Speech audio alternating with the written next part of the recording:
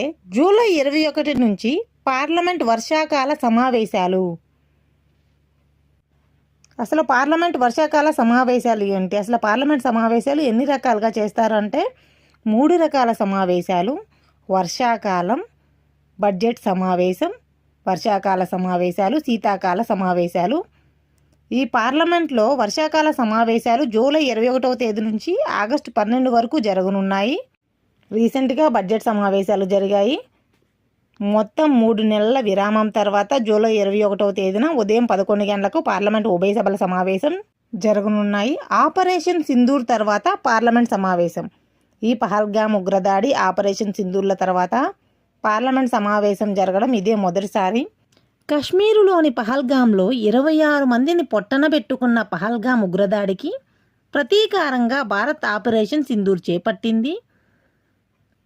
ఈ ఆపరేషన్ సింధూర్పై వివరణ పార్లమెంట్లో జరిగింది.